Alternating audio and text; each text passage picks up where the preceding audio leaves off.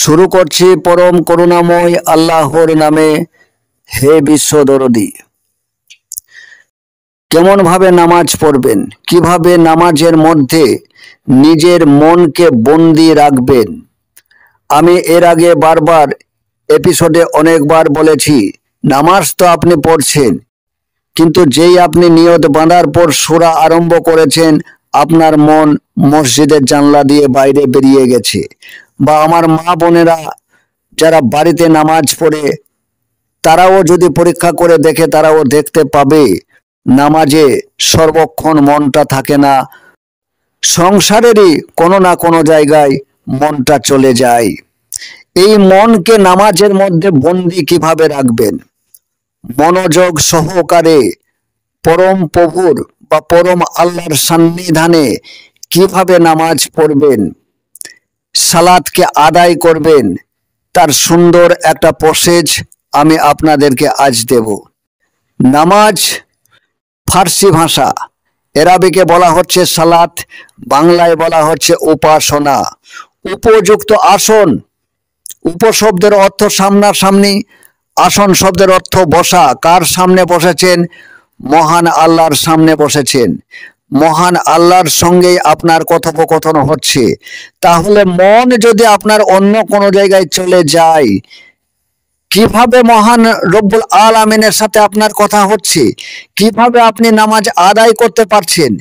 তাই নামাজ কেমন ভাবে আদায় করবেন, তার সঠিক নিয়ম, তার সঠিক প্রসেস, এর মূল যে হাকিকত, মনটাকে নামাজের মধ্যে বন্দি রাখার যে সহজ একটা প্রসেস আপনাদেরকে আমি দিয়ে যাব।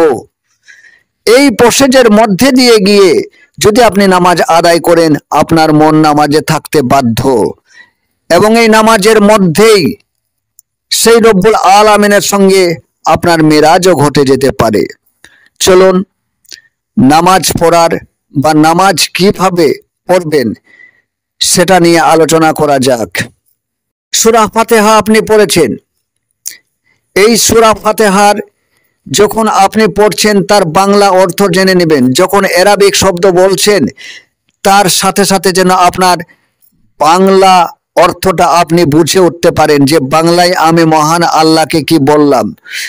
তাই প্রত্যেকটি আরবিক সূরা মুখস্থ করার সাথে সাথে তার বাংলা অর্থটা মুখস্থ করে রাখবেন।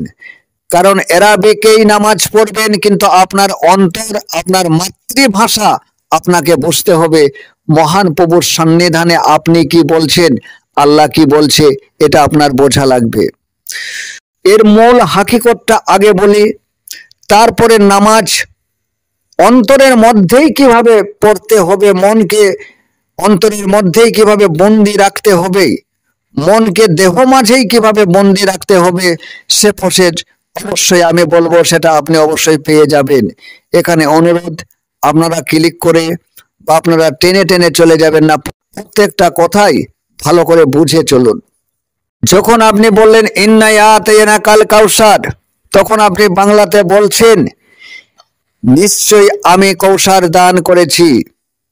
দেখুন দরদি, এখানে প্রশ্নটা ওঠা উচিত, আমি কাকে কৌসার দান করলাম?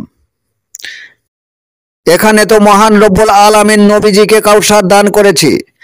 নবীজির শেষ সন্তানটা যখন মৃত্যুবরণ করলো, কাফেররা যখন তাকে নির্বংশ বলেছিল, নির্বংশ বলে আঘাত করছিল, তখন নবী ভেঙে পড়েছিলেন। তখন এই কৌসার সূরা নাজিল হয়, আল্লাহ বলছে নিশ্চয়ই আমি তোমাকে কাউসার দান করেছি। আপনি তো নিজে বলছেন ইন্না আতাইনাকাল কাউসার, তাহলে আপনিই তো নিজে বলছেন নিশ্চয়ই আমি তোমাকে কাউসার দান করেছি। তারপরে যে সূরার কথা আপনি আরবিকে পড়ছেন, তার বাংলা অর্থটা এরকমের, অতএব নামাজ আদায় করো, কুরবানি দাও, এবং তোমাকে যারা নির্বংশ বলেছে অচিরে তারাই নির্বংশ। দরদি ভালো করে বুঝুন, আপনি নামাজে দাঁড়িয়েছেন, আল্লাহর ইবাদত করছেন, আল্লাহর সামনে বসেছেন, আল্লাহর সামনে বসে আপনি কোন কথা বলছেন? মহান রব্বুল আলামিন নবীজিকে যে কথা বললেন, নিশ্চয়ই আমি তোমাকে কৌসার দান করেছি, অতএব নামাজ আদায় করো, কুরবানি দাও, তোমাকে যারা নির্বংশ বলছে অচিরে তারাই লেজ কাটা নির্বংশ। এখানে প্রশ্ন, আপনি নামাজে দাঁড়িয়ে একথা বলছেন, কি বলছেন? আমি তোমাকে কৌশার দান করেছি। প্রশ্ন, আপনি কাকে কৌশার দান করলেন? তারপরে আপনি বলছেন অতএব নামাজ আদায় করো, কুরবানি দাও। আপনি নিজেই তো নামাজে দাঁড়িয়ে আছেন। কাকে নামাজ আদায় করতে বলছেন, কাকে কুরবানি দিতে বলছেন, আর কাকে বলছেন তোমাকে যারা নির্বংশ বলেছে অচিরে তারাই নির্বংশ? বাংলা অর্থটা ভালো করে দেখে নেবেন। আমি এর আগে বলেছি, আরবি কোনো চিঠি যদি আপনার কাছে আসে, আপনার কোনো সন্তান পাঠিয়েছে, আপনি নিজে হয়তো জানেন না, তাহলে আপনি কোনো মাওলানার কাছে যাবেন, ওই আরবিক চিঠিটা পড়ে আপনি বাংলা নিজের মাতৃভাষায় বুঝতে চাইবেন, তাহলে ছেলের কথা মাতৃভাষায় বুঝতে চাইবেন। আর মহান রব্বুল আলামিন যে পবিত্র গ্রন্থ দিল, সেই গ্রন্থকে আমাদের মাতৃভাষায় আমরা বুঝতে চাইবো না? আরবিকেই নামাজ পড়বো, কিন্তু তাই বলে কি আমি কি বললাম মহান রব্বুল আলামিনের কাছে সেটা আমার মাতৃভাষাতে আমি বুঝতে চাইবো না? কেমন নামাজ পড়বো তাহলে? শুধু মুখস্থ বিদ্যা। বাচ্চা বাচ্চা শিশুদেরকে যেমন ইংরেজির ছড়া শেখানো হয়, তারা তার অর্থ বোঝে না, তোতা পাখির মতো তারা মুখস্থ বলে দেয়। আমরা কি সেটাই করব? আমরা কি বাচ্চা শিশু? অর্থটা অবশ্যই জানতে হবে। এবার আপনাদের মধ্যে প্রশ্ন আসতে পারে, তাহলে আল্লাহ যে কথা বলল সেই কথা আমরাও বলে দিলাম, তাহলে কি আমরা নামাজ পড়বো না? অবশ্যই নামাজ পড়তে হবে।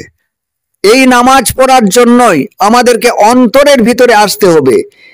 এখানে আল্লাহ স্বরূপ কে, নবী স্বরূপ কে, বিরোধী পক্ষ যারা আমার নবীজিকে আঘাত করেছিল তারা কে, এগুলা আত্মতত্ত্বের মধ্যে দিয়ে নিজের অন্তরে বুঝে যদি আমি নামাজ পড়ি, এ মন বেরিয়ে যাওয়ার কোনো রাস্তা পাবে না। চলুন দরদি, আল্লাহ তো আদম শুরুতে প্রকাশ হয়েছে, এ কথা আমার নয়, এ কথা কুরআন বলছে। কোথাও কুরআনে বলেছে দুই ধনুকের মধ্যবর্তী জায়গা থেকেও আরো গভীর নিকটে, আরো কাছে। সার্কল আকারের দুটো ধনুক যদি রাখেন, আপনি একটা কেন্দ্র পাবেন, অর্থাৎ একটা মাত্র ফোঁটা পাবেন। এই জায়গা থেকে আরো অধিক নিকটে, তার মানে আপনার মধ্যেই আল্লাহ। এখানে আল্লাহ স্বরূপ আপনার প্রজ্ঞা, আপনার বোধ, বোধ স্বরূপ তিনি আপনার কাছে আছেন। ওই বোধ কাকে বলছে? মনকে বলছে। এখানে মন নবী স্বরূপ, এইভাবে বুঝে নামাজ পড়বেন। আপনি বাংলা অর্থ যেটা বুঝছেন, এই যে বুঝেছেন, এটাই তো আপনার বোধ, এটাই তো আপনার প্রজ্ঞা। ওই বোধ মনকে বলছে নিশ্চয় আমি তোমাকে কৌশার দান করেছি। এখানে কৌশার কি? কৌশার হচ্ছে অমৃত সুধা, কৌশার হচ্ছে শান্তি। একমাত্র যাদের প্রজ্ঞা এসেছে, বোধ এসেছে, তারাই তাদের মনে শান্তি স্থাপন করতে পেরেছে। তা মন যখন ভেঙে পড়লো, মন নামক ওই নবী যখন ভেঙে পড়লো, তখন ওই প্রজ্ঞা বা বোধ বলছে নিশ্চয় আমি তোমাকে কৌশার দান করেছি। কে বলছে? আমার বোধ বা প্রজ্ঞা। কাকে বলছে? মনকে বলছে। কারণ যাদের বোধ এসেছে তারাই তো মনকে শান্ত করতে পারে। এবার ওই বোধ কি বলছে? অতএব তুমি সালাত আদায় করো। এখানে সালাত শব্দের অর্থ নৈকট্য, অর্থাৎ নিকটে আসা। যে হে মন, তুমি আমার আরো নিকটে এসো, তুমি কুরবানি দাও। কুরবানি কাকে দেবে? কুরবানি দেবে মন যে দুনিয়াদারিতে ছুটে চলে যাচ্ছে, দুনিয়ার মধ্যে সুখ খুঁজতে চাইছে, নারী, বাড়ি, গাড়ি, টাকা পয়সা, কোথায় কোন কাজ পড়ে আছে, জমি ক্ষেত, ব্যবসা বাণিজ্য, এদিকেই তো মন বেরিয়ে যায়। তাই মনকে আমাদের ওই বোধ বা প্রজ্ঞা বলছে তুমি আমার আরো নিকটে এসো। এখানে সালাত শব্দের অর্থ নৈকট্য। কুরবানি দাও অর্থাৎ তোমার ব্যবসা বাণিজ্য, চাষবাস, বা নারী বাড়ি, অর্থকড়ি, সোনা গয়না, এই সমস্ত কিছু তুমি বিসর্জন দাও, ত্যাগ করো। যতক্ষণ তুমি নামাজে রত আছো এই সময়টাই অন্তত তুমি ওকে পরিত্যাগ করো। এখানে কুরবানি শব্দের অর্থ বর্জন করা, ত্যাগ করা। তারপরে বলছে তোমাকে যারা নির্বংশ বলেছে অচিরে তারা নির্বংশ। কারা নির্বংশ বলছে?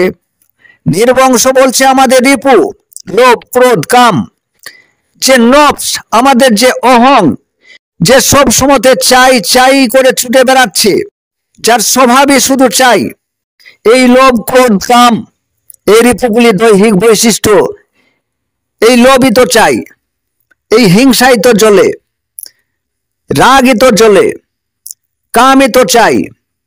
এই চাওয়া পাওয়ার জন্যই আমাদের ভিতরে এত জ্বলন, এত তাপ, এত আঘাত। তাই বলল তোমাকে যারা আঘাত করছে, তোমাকে যারা নির্বংশ বলছে অচিরে তারাই নির্বংশ। অর্থাৎ এই নফস মৃত্যুর স্বাদ গ্রহণ করবে এবং নফস ধ্বংস হবে। তাহলে কি দরদি বোঝাতে পারছি? আমি যখন নামাজে পড়ছি ইন্না ইয়াতাইনা কাল কাউসার, নিশ্চয় আমি তোমাকে কৌসার দান করেছি। আমাদের বোধ বা প্রজ্ঞা মনকে বলছে যে আমি তোমাকে একমাত্র শান্তি দিতে পারি, তুমি আমার আরো নিকটে এসো। তুমি দুনিয়াদারির যে চাওয়া পাওয়া, যে যন্ত্রণা ভোগ করছো তা বিসর্জন দাও, তাকে কুরবানি দাও। আর যে রিপু তোমাকে বারবার তোমাকে আঘাত করছে, বারবার কাজে তোমাকে ছুটিয়ে নিয়ে যেতে চাইছে, যারা তোমাকে আঘাতের পর আঘাত হানছে, তোমার ভিতরে তাপ সৃষ্টি করছে, যন্ত্রণা সৃষ্টি করছে, অচিরে তারাই ধ্বংসপ্রাপ্ত হবে। তারা তো নফস স্বরূপ। আপনারা এইভাবে যদি নামাজটা পড়েন তাহলে কথোপকথন কি হচ্ছে না? বোধের সাথে মনের কি এখানে কথোপকথন হচ্ছে না? মন কিভাবে পালিয়ে যেতে পারে? কারণ আমাদের যে প্রজ্ঞা, আমাদের যে বোধ, যে বোঝার শক্তি, ওই বোধ মনকে ডাকছে যে আমি তোমাকে কৌশল দান করেছি। অতএব ওই বোধ যাদের এসেছে তারা তাদের মনকে শান্ত করতে পেরেছে। এই সান্ত্বনা বা শান্তিটাই হচ্ছে আমাদের অমৃত, এটাই কৌশল। তাই বোধ মনকে বলছে আমি তোমাকে কেবলমাত্র কৌশল দান করেছি, অতএব তুমি আমার আরো নিকটে এসো, দুনিয়া বিসর্জন দাও। এবং যারা তোমাকে জ্বালিয়ে তুলছে, আঘাত করছে, তুমি শেষ হবে না। তোমার তো চেতনা আছে, চৈতন্য তুমি, আমার প্রজ্ঞা তোমার সঙ্গে যুক্ত হবে, তুমি তো আমার সঙ্গে থাকবে। তোমাকে যারা নির্বংশ বলছে তারাই অচিরে নির্বংশ হয়ে যাবে। এভাবে যদি প্রত্যেকটা সূরার আমি বাংলা জেনে জেনে আমাদের দেহের মাঝে কে কাকে কোন উদ্দেশ্য করে কথা বলছে, এভাবে যদি আমরা নামাজ কায়েম করার চেষ্টা করি, নামাজ আদায় করার চেষ্টা করি, মন কোনো রকম ভাবেই আমাদের বেরিয়ে যাবে না। তারপরেও যেভাবে অন্তরের ভিতর দিয়ে আমি বোঝানোর চেষ্টা করলাম, প্রত্যেকটা সুরের মধ্যে দিয়েই যে আমাদের অন্তরের সমস্ত খবরাখবর পাওয়া যাবে এমনটাও নয়। অন্তত অ্যারাবিক সূরাটা জানার সাথে সাথে নিজের মাতৃভাষার মধ্যে দিয়ে সূরায় আমি কি বলতে চাইছি এটা বোঝা দরকার। আল্লাহ কি বলছে, কাকে বলছে, কোন উদ্দেশ্যে বলছে, অন্তত নিজের মাতৃভাষা স্বরূপ বাংলা অর্থটা যদি জানা থাকে এবং প্রত্যেকটা অ্যারাবিকের লাইনের সাথে সাথে যদি আমি বাংলা অর্থটা বুঝে বুঝে যাই, অবশ্যই আমার মন বাইরে পালিয়ে যাওয়ার সুযোগ পাবে না। আর শুধুমাত্র যদি অ্যারাবিক মুখস্থ থাকে, তার বাংলা অর্থ আমার যদি জানা না থাকে, তাহলে মন চলে যাবে। চেতন মন সেটাকে মুখস্থ ঠোঁটস্থ করে রেখেছে, তাই মন চলে গেলেও যে চিপ আমাদের ভিতরে পুড়ে রেখে গেছে, সেই চিপ থেকে অনর্গল অ্যারাবিক ভাষা আমার বেরিয়ে আসবে, কিন্তু আমরা দেখবো আমাদের মন আমাদের কাছে নাই। তাই এমনটা নয়, আমি যেভাবে বোঝানোর চেষ্টা করলাম এভাবেই যদি নামাজ কায়েম করেন, আল্লাহ যদি সেই তৌফিক দান করে, এই সালাতেই এই নামাজে একদিন মেরাজ ঘটে যেতে পারে। কারণ এই নামাজ পড়তে পড়তেই আপনি একদিন ধ্যানস্থ হয়ে যেতে পারেন, ভাবের জগতে চলে যেতে পারেন, নিজেকে হারিয়ে ফেলতে পারেন। মহান রব্বুল আলামিনের কৃপা বা মহান রব্বুল আলামিনের সাথে সেদিন আপনি লয় হয়ে যেতে পারেন। যাই হোক, এই সৌভাগ্য আমার প্রত্যেকটা দরদীর জীবনে আসুক, আল্লাহ দান করুক।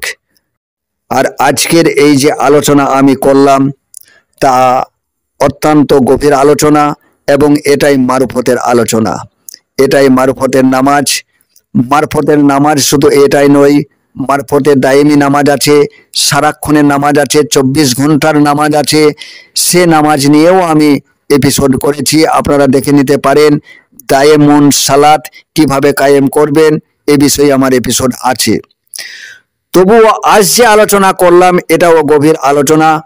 আপনাদের মধ্যে প্রশ্ন হওয়া উচিত যে আল্লাহ বলেছিল নবীকে কাউসার দান করার কথা, আর আল্লাহ বলছে নবীকে অতএব নামাজ আদায় করো, কুরবানি দাও, অথচ সেই কথাই আমরাই বলে দিচ্ছি। এ যেন এমনটা হয়ে যাচ্ছে যেন পিতা আমাকে বলছে তুমি বাজার যাও 10 কেজি চাল কিনে নিয়ে এসো। আমি ওই পিতার কথাটি আবার ঘুরিয়ে বলছি তুমি বাজার যাও 10 কেজি চাল কিনে নিয়ে এসো। এমনটাই হয়ে যাচ্ছে। আল্লাহ নবীকে বলেছে যে কথা, আমরাও সেই কথাই বলছি। এ কথার অর্থ জানা দরকার আছে। যাই হোক, তরিকপন্থী লোকেদের জন্যই আমি এই নামাজ যে গভীর রহস্য তা আমি প্রকাশ করলাম। যারা বোঝে তাদের জন্যই আমি এপিসোড করলাম, আর যারা বোঝে না, যারা আরবিক ভাষাকেই সর্বোচ্চ মনে করে মাতৃভাষায় বসতে চাই না, বা যাদের কাছে শুদ্ধ এবং সুরটাই প্রধান, যত সুন্দর করে সুর করা যায়, যত টানা যায়, এটাই যাদের কাছে সুন্দর, আমি তাদের জন্য এপিসোড বানাইনি। আমি এপিসোড বানাচ্ছি তাদের জন্যই যারা সালাতটাকে বুঝতে চায়, যারা সালাতের মধ্যে নিজেকে নিয়োজিত করতে চায়, যারা সালাতের মধ্যে নিজেকে হারিয়ে দিতে চায়, ধ্যানস্থ হতে চায়, আমি তাদের জন্য এপিসোড বানিয়েছি। যাই হোক, সকলে ভালো থাকুন, সুস্থ থাকুন।